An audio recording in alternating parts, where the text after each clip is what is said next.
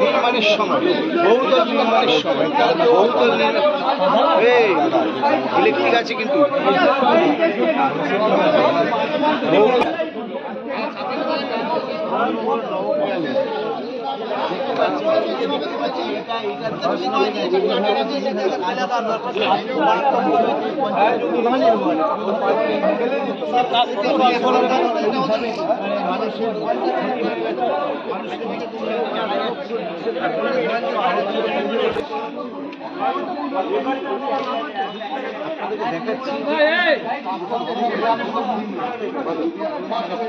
কেউ কাউকে ইচ্ছা করে মারা নাকি আজকে মারা গেছে সে নিজেই প্রমোটার মারা গেছে সে নিজেই প্রমোটার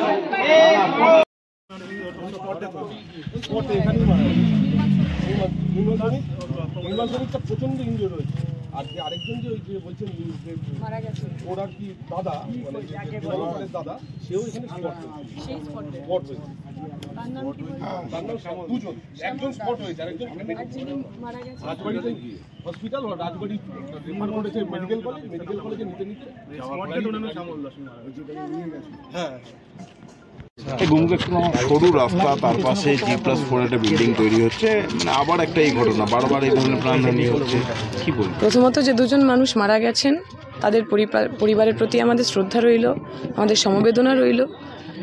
আমরা তো একটা তরতাজা যুবক, একটা তরতাজা মানুষ, তার মৃত্যু সবসময় কষ্টের, সবসময় যন্ত্রণার।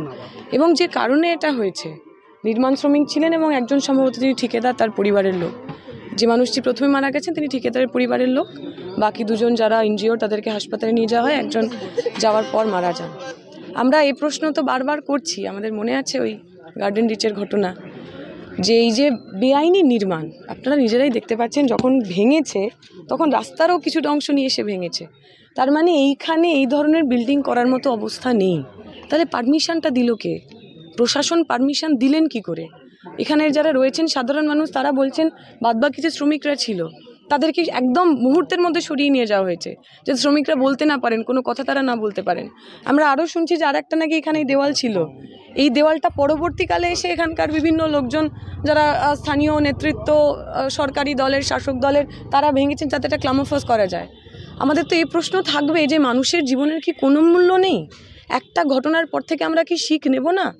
এই বিভিন্ন অঞ্চল জুড়ে আমরা যখন নির্বাচনে প্রচারে বেরিয়েছি বারবার কথা আমরা বলেছি, বিভিন্ন জায়গায় বন্ধ কলকারখানার জমিতে, বন্ধ কলকারখানার জমির পরিবর্তে, কারখানার পরিবর্তে সেখানে বহুতল তৈরি করা হয়েছে, যেটা ইকোলজিক্যালি যেটা তৈরি করা যায় না, যেটা সাস্টেনেবল নয়।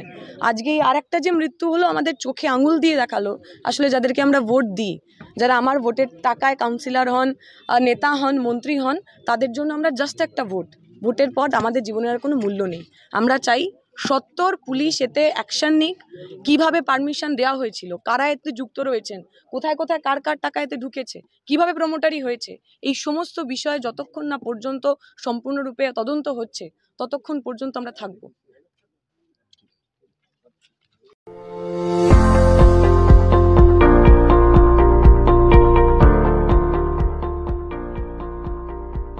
মেডিওয়ালের পক্ষ থেকে সকলকে জানাই সাধারণ আমন্ত্রণ। অর্থোপেডিক সার্জিক্যাল রেঞ্জে টোটাল রেঞ্জই পাওয়া যায়, যেমন hospital bed, oxygen concentrator, CPAP, BiPAP, তারপর orthopaedic wheelchair, crutch, LS belt, total রেঞ্জই পাওয়া যায় আমার এখানে।